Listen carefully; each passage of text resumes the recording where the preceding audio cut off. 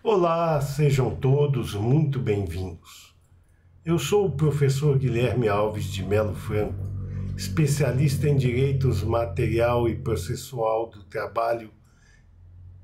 e previdenciário pela Universidade Estácio de Sá do Rio de Janeiro, formado em Direito pela Faculdade de Direito da Universidade Federal de Juiz de Fora, Minas Gerais. Estou a desenvolver no meu canal do YouTube, Guilherme Alves de Melo Franco Estudar Direito, um curso gratuito sobre os direitos material e processual do trabalho, que tem por objetivo o estudo da consolidação das leis do trabalho, artigo por artigo, e como livro base, os meus comentários à reforma trabalhista, Lei 13.467, de 13 de julho de 2017, lançados pela editora Juruá de Curitiba, no Paraná, no ano de 2021. Essa é a nossa aula de número 213 deste nosso curso gratuito sobre os direitos material e processual do trabalho. E nela estaremos a desenvolver nossos entendimentos a respeito dos artigos 611 e 611-A da Consolidação das Leis do Trabalho, que inauguram a posição jusoperária brasileira a respeito dos convênios plurais de trabalho. Neste sentido, nos diz o artigo 611 consolidado que convenção coletiva de trabalho é o acordo de caráter normativo pelo qual dois ou mais sindicatos representativos de categorias econômicas e profissionais estipulam condições de trabalho aplicáveis no âmbito das respectivas representações às relações de trabalho. Portanto, a Convenção Coletiva de Trabalho nada mais é que um contrato de caráter normativo pelo qual dois ou mais entes sindicais representativos de categorias econômicas e profissionais, quer dizer, uma categoria de cada lado, dois ou mais sindicatos de cada lado, representando as categorias econômicas e profissionais a que se dirigem os aspectos normativos da Convenção Coletiva de Trabalho e estabelecem condições de trabalho aplicáveis no âmbito das respectivas representações sindicais às relações de trabalho e emprego, porventura existentes em suas bases territoriais. Nos diz ainda o artigo 611, parágrafo 1º da Consolidação das Leis do Trabalho, que é facultado aos sindicatos representativos de categorias profissionais celebrar acordos coletivos com uma ou mais empresas da correspondente categoria econômica que estipulem condições de trabalho aplicáveis no âmbito da empresa ou das empresas acordantes às relativas relações de trabalho e emprego. Então, nesse sentido, ao contrário do que nós estamos a entender da Convenção Coletiva de Trabalho, que é um acordo de caráter geral aplicado a todos os exercentes de atividades profissionais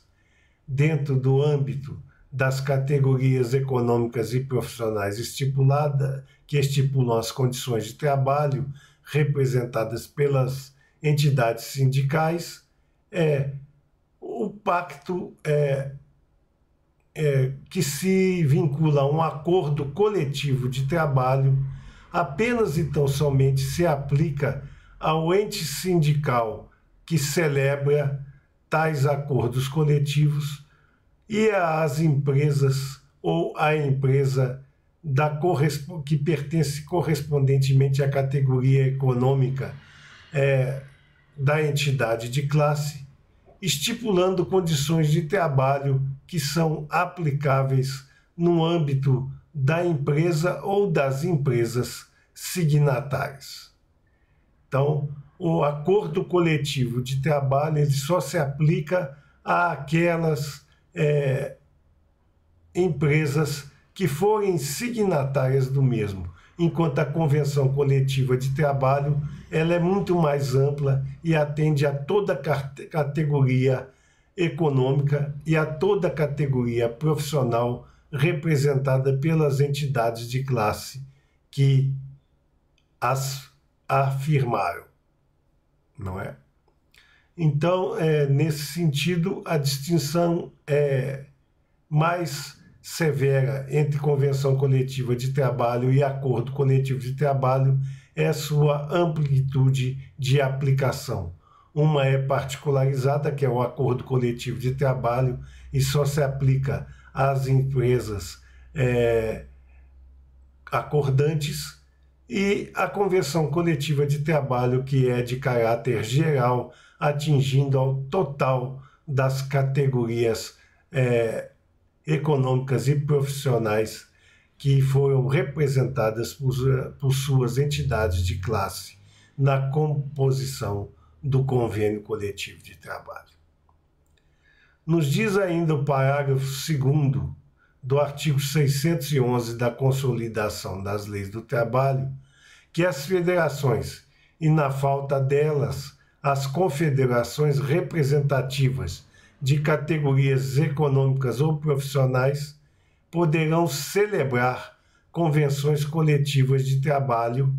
para reger as relações das categorias a elas vinculadas, quando estas estiverem inorganizadas em sindicatos e sempre dentro do âmbito das suas representações. Então, não havendo entidade de classe de grau primeiro, ou seja, sindicatos, a categoria estando inorganizada, as federações, e na falta delas, as confederações que representam as categorias econômicas ou profissionais, poderão celebrar convenções coletivas de trabalho justamente para reger as relações das categorias a elas vinculadas dentro do âmbito de suas representações. É preciso informar, todavia, que as federações, na falta delas, as confederações representativas das categorias econômicas ou profissionais, somente poderão firmar convenções coletivas de trabalho, nunca acordo coletivo de trabalho. Portanto, não se poderá ter um acordo coletivo de trabalho firmado por uma federação ou uma confederação, porque o acordo coletivo de trabalho é ato privativo dos sindicatos. Nos diz o artigo 611-A da Consolidação das Leis do Trabalho que a convenção coletiva e o acordo coletivo de trabalho têm prevalência sobre a lei quando, entre outros temas, dispuserem sobre. Aqui é importante nós ventilarmos algumas considerações antes de vermos analisadas as causas que podem ser previstas em convenção coletiva ou acordo coletivo de trabalho e que terão prevalência sobre a norma da lei. A primeira situação é que a convenção coletiva de trabalho sempre teve o status de supremacia sobre as leis ordinárias. Ela só está subsumida à Constituição da República Federativa do Brasil.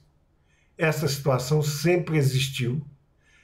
desde que as convenções coletivas de trabalho não derrubassem as prioridades estabelecidas nas normas jurídicas ordinárias que criavam direitos aos trabalhadores. Portanto, a convenção coletiva, se não diminuísse ou mesmo suprimisse direitos estabelecidos na lei, teriam prevalência sobre o seu texto. Agora, se a convenção coletiva de trabalho, ela não poderia nunca causar a perda de determinado direito ou mesmo a diminuição do mesmo, nesse sentido, sendo de forma considerada ilegítima e ilegal. Com a presença do artigo 611-A da Consolidação das Leis do Trabalho, trazida a lume pela reforma trabalhista aplicada pela Lei 13.467, de 13 de julho de 2017, as convenções coletivas e os acordos coletivos do trabalho passaram a ter prevalência sobre a lei quando, entre outros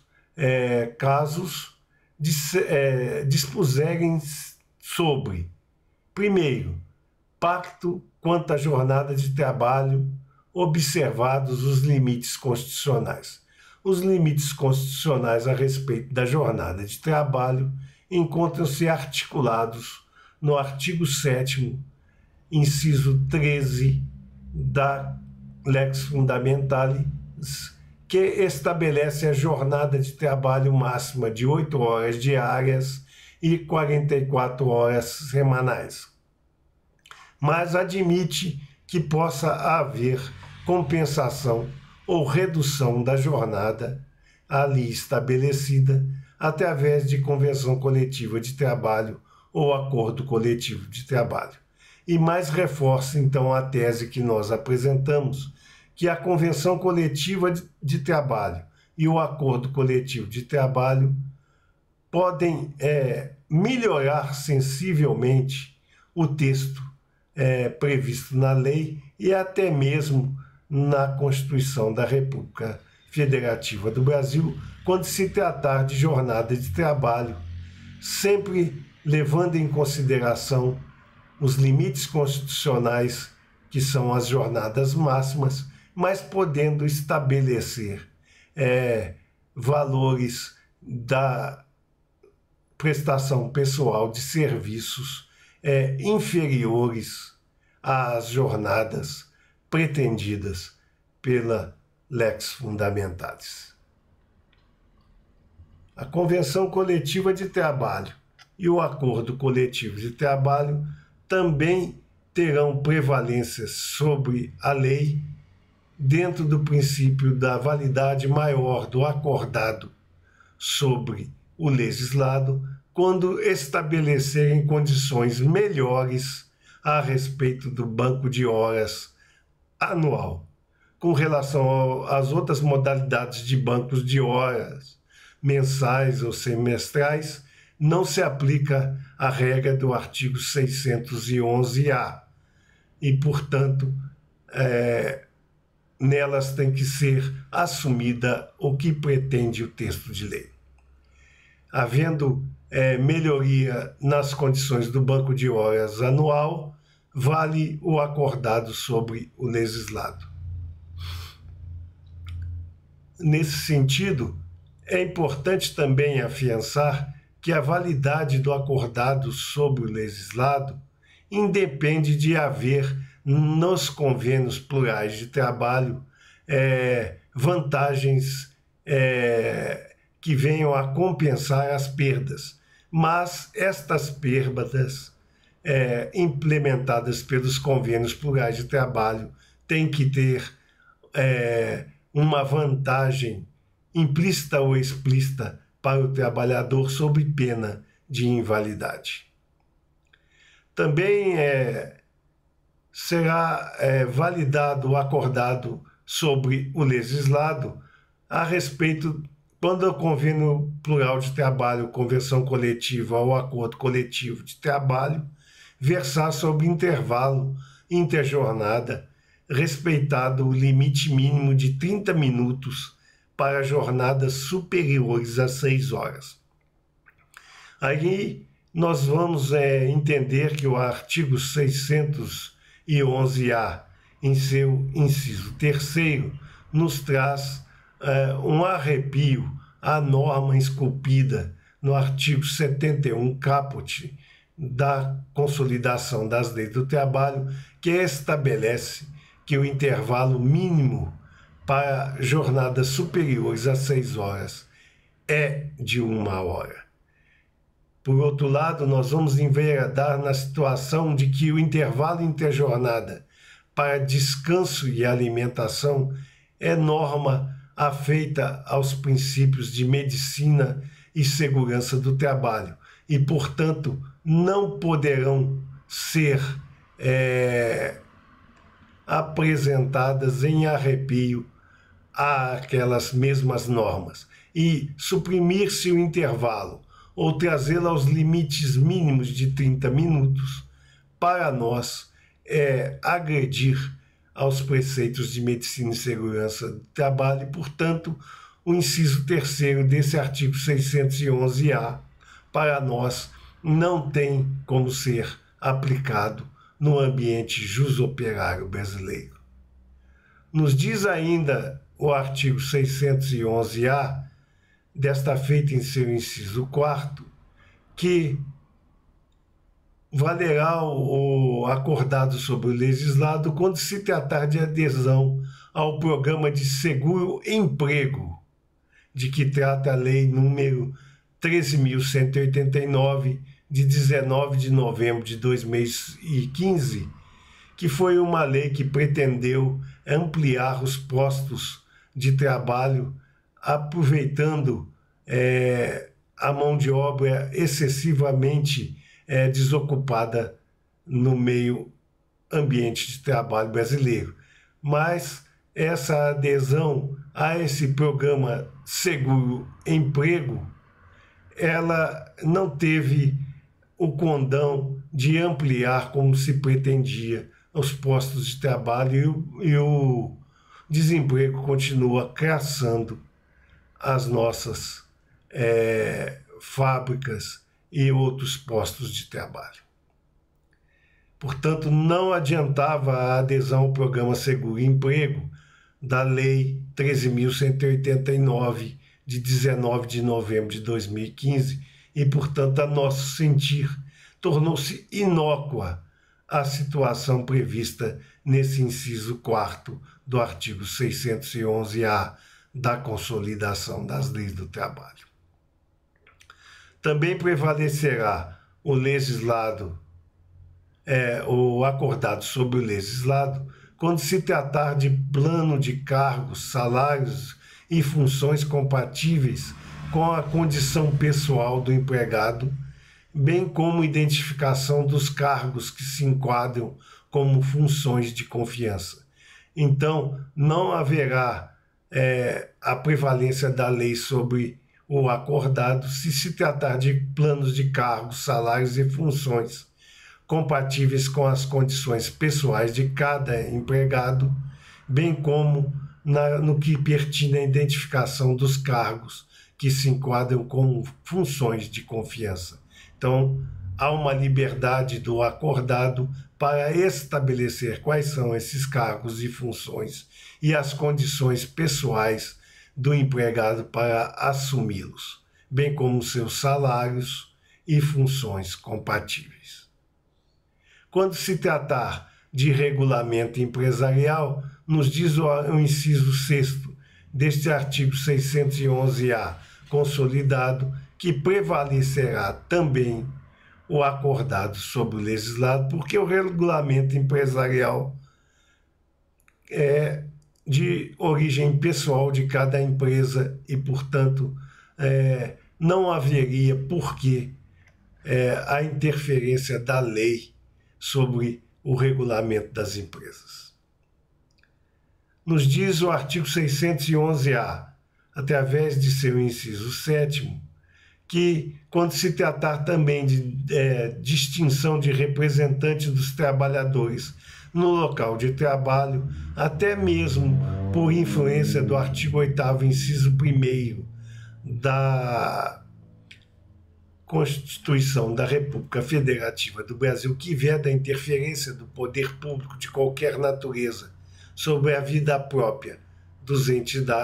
das entidades sindicais, não era possível que o governo interferisse na composição das convenções coletivas de trabalho e dos acordos coletivos de trabalho, lembrando sempre que são atos jurídicos perfeitos e representam a manifestação volitiva livre dos seus signatários. Então não pode o poder público tentar imiscuir-se na composição das convenções e dos acordos coletivos de trabalho. Nos diz ainda o artigo 611-A consolidado que prevalecerá o acordado sobre o legislado se o tema ofertado nas convenções coletivas de trabalho e nos acordos coletivos de trabalho versar sobre teletrabalho, regime de sobreaviso e trabalho intermitente. Portanto, há uma liberdade dos convênios plurais de trabalho para fomentar as determinações próprias sobre o teletrabalho, regime de sobreaviso e trabalho intermitente, não valendo a imposição legal neste sentido e, portanto, prevalecendo o acordado sobre o legislado. Nos informa o inciso 9º do artigo 611-A da Consolidação das Leis do Trabalho, que quando se tratar de remuneração por produtividade, incluídas as gorjetas, percebidas pelo empregado e remuneração por desempenho individual, o acordado prevalecerá sobre o legislado e valerão as regras impostas pelas convenções coletivas de trabalho e pelos acordos coletivos de trabalho. Também não haverá interferência da lei sobre as convenções coletivas de trabalho e os acordos coletivos de trabalho quando se tratar em suas cláusulas a respeito da modalidade de registro de jornada de trabalho, o que não significa que poderá haver a dispensa do registro de jornada de trabalho para aquelas empresas que possuírem mais de 20 empregados. Mas como esse controle será feito, fica a critério dos convênios plurais de trabalho, convenções coletivas ou acordos coletivos. Também prevalecerá o acordado sobre o legislado nos termos do inciso 11º do artigo 611-A, com relação à troca do dia de feriado, informando nesse instante que troca do dia de feriado não quer dizer supressão do descanso nesse dia feriado, mas simplesmente a troca desse dia feriado por outro durante a jornada semanal que exercerá para o empregado as mesmas funções de descanso que o feriado. Também não fará a legislação prevalecer sobre o acordado quando se tratar de enquadramento do grau de insalubridade. Aqui há uma questão bastante grave, porque o Tribunal Superior do Trabalho já decidiu por diversas vezes que o enquadramento do grau de insalubridade não é negociável, porque se trata, primeiro, de um princípio de medicina e segurança do trabalho,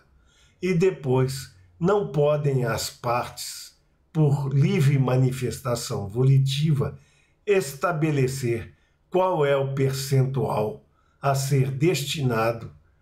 para o trabalho insalubre, sendo esta atribuição do Ministério do Trabalho e do Emprego e das perícias técnicas obrigatórias que são realizadas em processos judiciários do trabalho ante a Justiça Especializada do Trabalho. Então, não há como se aplicar o inciso 12º desse artigo 611-A à sua literalidade, porque este enquadramento não pertence à manifestação simples e volitiva das partes contratantes nas convenções coletivas de trabalho e nos acordos coletivos de trabalho, devendo esse estabelecimento ser promovido pelo Ministério do Trabalho através dos seus setores especializados em medicina e segurança do trabalho e da Justiça do Trabalho através das perícias que são realizadas normalmente nos processos judiciais. Nos diz o artigo 611-A, através do seu inciso 13º, que a prorrogação da jornada em ambientes insalubres, sem licença prévia das autoridades competentes do Ministério do Trabalho. Se esta for o tópico da Convenção Coletiva de Trabalho ou do Acordo Coletivo de Trabalho, haverá uma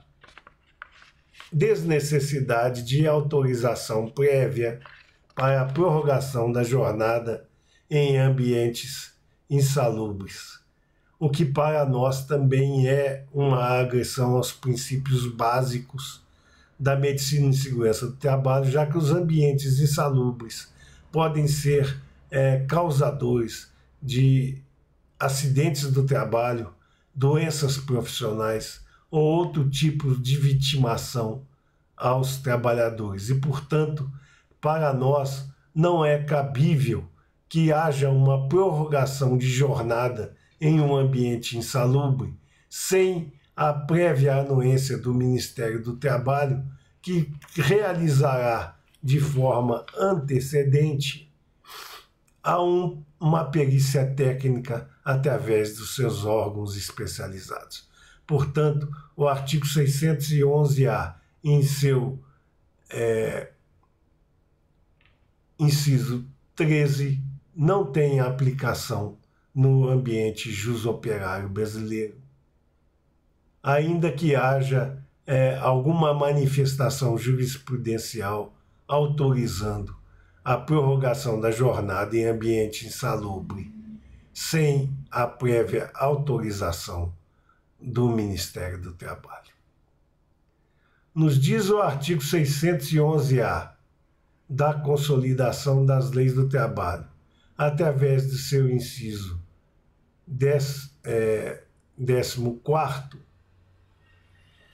que prêmios de incentivos em bens e serviços, eventualmente concedidos em programas de incentivo, também prevalecerão com relação às normas acordadas em detrimento do texto de lei. Portanto, prevalece o acordo coletivo de trabalho ou o convênio coletivo de trabalho com relação às cláusulas que tratem de prêmios de incentivos em bens e serviços, eventualmente concedidos em programas de incentivo fomentados pelas empresas.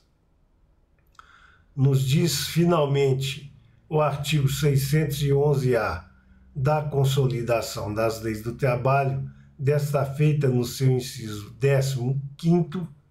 que a participação dos lucros ou resultados da empresa é de livre arbítrio entre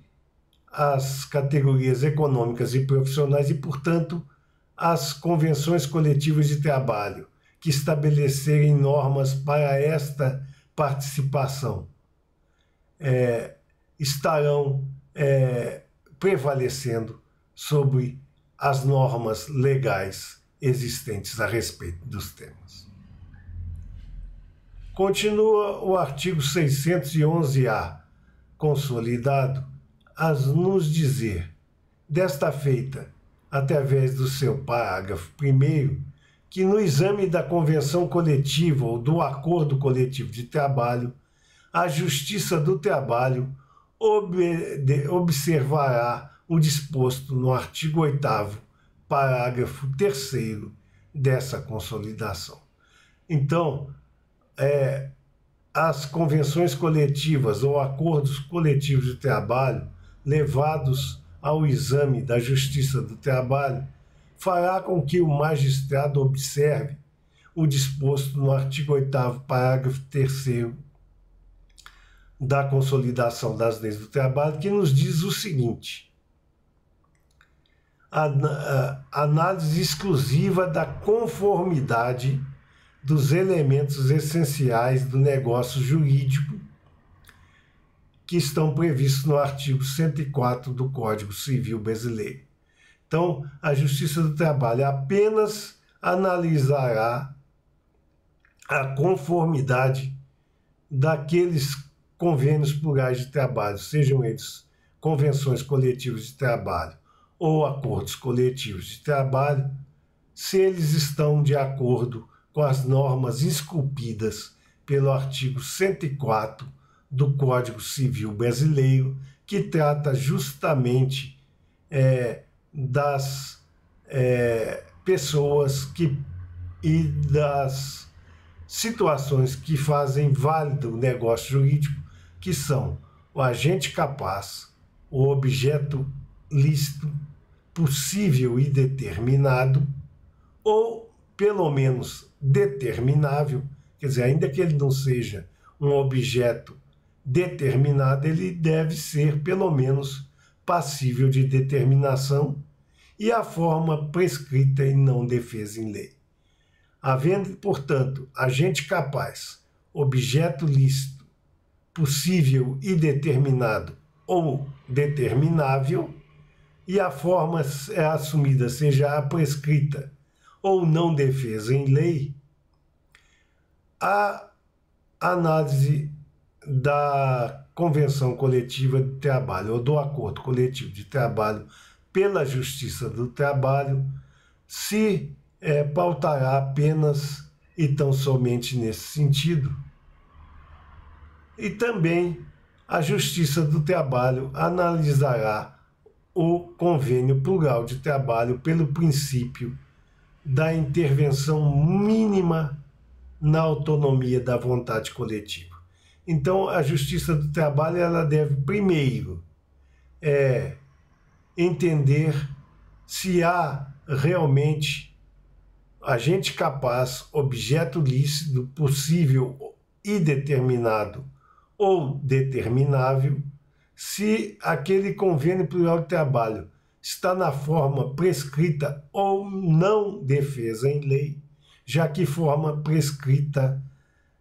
por força do artigo 8º, inciso 1º da Lex Fundamentalis. Hoje, ela já não é tão exigível,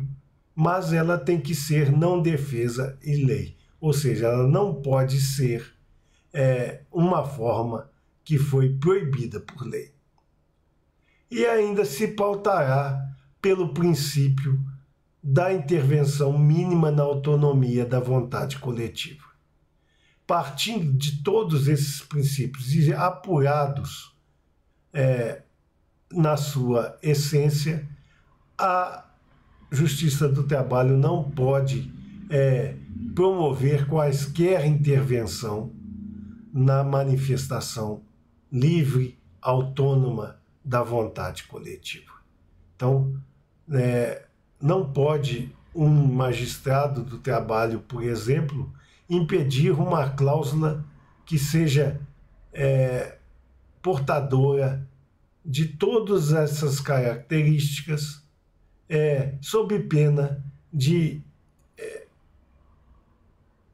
invadir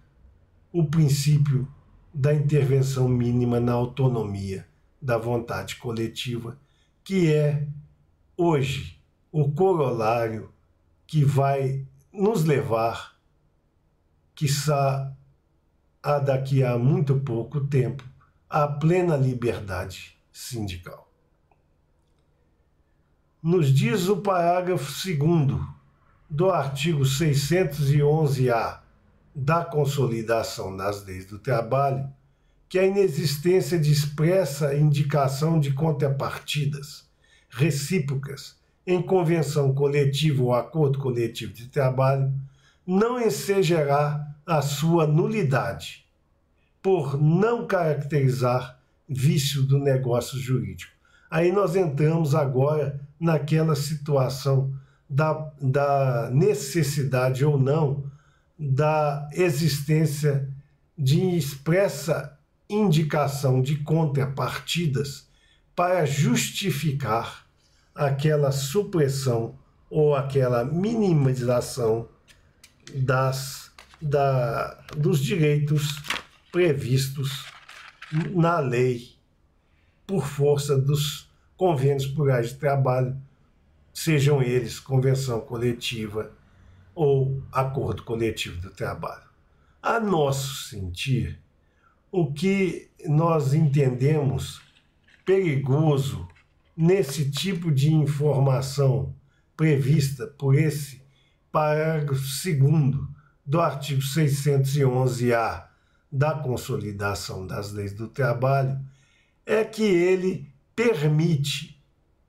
que a simples e mera manifestação volitiva do empregador, utilizando-se da força que possui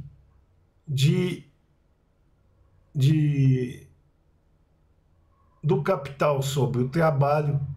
possa estabelecer situações de mitigação ou mesmo de ruptura de direito trabalhista,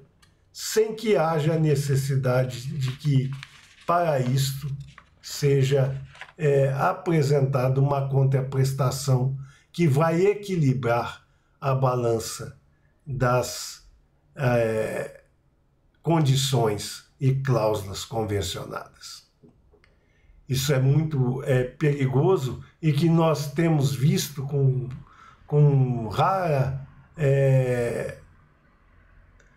não rara presença nos convênios coletivos de trabalho, e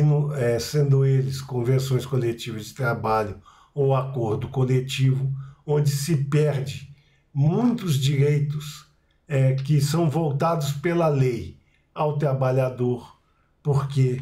o patrão, o empregador, ele não concorda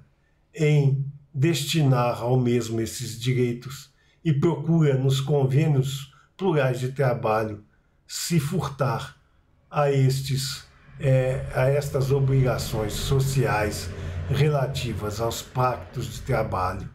previstas em lei. É muito perigoso isso, e nós temos visto com olhos entristecidos o pulular desse tipo de cláusula nos meio-ambientes coletivos brasileiros. Nos diz ainda o artigo 611-A da Consolidação das Leis do Trabalho, dessa feita no seu parágrafo 3º, que se for pactuada a cláusula que reduza o salário ou a jornada, a convenção coletiva ou acordo coletivo de trabalho deverão prever a proteção dos empregados contra a dispensa imotivada durante o prazo de vigência do instrumento coletivo. Aqui é mais um absurdo que promove poderio excessivo aos empregadores na composição das convenções coletivas de trabalho e dos acordos coletivos de trabalho, porque nós sabemos que o poder do capital ainda é bastante gigante num país subdesenvolvido como o nosso, e a prevalência das suas vontades com relação aos empregados é bastante acentuada, porque caça no nosso mercado de trabalho o desemprego e para manter os seus próprios contratos individuais de trabalho, os empregados acabam se sujeitando à perda de diversos direitos. Aqui, então, mais se dá poder, porque se for pactuada a cláusula que reduza o salário, enquanto a Constituição da República Federativa nos diz que não pode haver redução salarial ou de jornada, utilizando as arestas mal aparadas da própria Lex Fundamentalis, que permite a redução do salário de jornada, a convenção coletiva ou o acordo coletivo de trabalho deverá prever a proteção dos empregados contra a dispensa imotivada durante o prazo de vigência do instrumento coletivo. Ainda que haja essa previsão é muito pequena em relação à redução de salários ou das jornadas em convenções coletivas ou acordos coletivos de trabalho, ao ponto de tornar inócua essa proteção dos empregados contra a dispensa imotivada, porque as convenções coletivas de trabalho normalmente são anuais e, portanto, em troca de uma redução anual de salário, não compensa a proteção contra a dispensa imotivada dos empregados em favor de uma redução salarial ou de jornada. Nos diz ainda o artigo 611-A dessa feita, no seu parágrafo 4º, que na hipótese de procedência de ação anulatória de cláusula de convenção coletiva ou acordo coletivo de trabalho, quando houver a cláusula compensatória, esta deverá ser igualmente anulada, sem repetição de indébito. Veja que ponto há a proteção patronal no texto consolidado. Se houver uma ação anulatória de cláusula de convenção coletiva ou de acordo coletivo de trabalho procedente, se para que tivesse havido aquela cláusula, tivesse sido oferecido uma cláusula compensatória pelo direito de redução daquela benesse prevista em lei, esta cláusula compensatória também será igualmente anulada e sem direito à devolução dos valores pagos a esse respeito, o que seria um absurdo se ainda tivesse o trabalhador que devolver ao patrão aqueles benefícios que se originaram daquela cláusula de convenção coletiva ou acordo coletivo de trabalho anulada pela Justiça do Trabalho. Nos informa ainda o artigo 611-A, desta feita através de seu parágrafo 5º, que os sindicatos subscritores de convenção coletiva ou acordo coletivo de trabalho deverão participar como litisconsortes necessários em ação individual ou coletiva que tenha como objeto a anulação de cláusulas desses instrumentos. Aqui é uma situação até bastante lógica. Se um empregado entra na Justiça do Trabalho com uma ação para anular cláusula dos instrumentos coletivos, convenção coletiva ou acordo coletivo de trabalho, nada mais objetivo que os sindicatos subscritores participem como litisconsortes necessários das ações individuais ou coletivas que tenham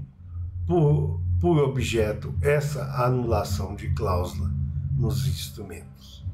Portanto, se houver uma ação de anulação de cláusula de convenção coletiva ou de acordo coletivo de trabalho proposta individualmente ou de forma coletiva pelos empregados, os sindicatos subscritores da convenção ou do acordo coletivo que se pretende anular serão litisconsórcios necessários e responderão juntamente com as empresas pelas irregularidades apontadas e tidas como procedentes nas ações individuais ou coletivas que visem a anulação de cláusulas dos instrumentos plurais de trabalho. Estas eram as considerações que gostaríamos de fazer a vocês nesta nossa aula de número 213 desse nosso curso gratuito sobre os direitos material e processual do trabalho. E aproveitamos a oportunidade para agradecer a todos vocês a presença nessas nossas aulas e concitar ainda uma vez mais a aqueles que não o fizeram, que se inscrevam no nosso canal e deixem seus likes nas nossas aulas, porque é através destas duas atividades simples que vocês estarão a nos auxiliar no sentido de manter íntegro este nosso curso gratuito sobre os direitos material e processual do trabalho e podermos difundir o conhecimento aqui arregimentado ao maior número de pessoas possível. Muito obrigado a todos.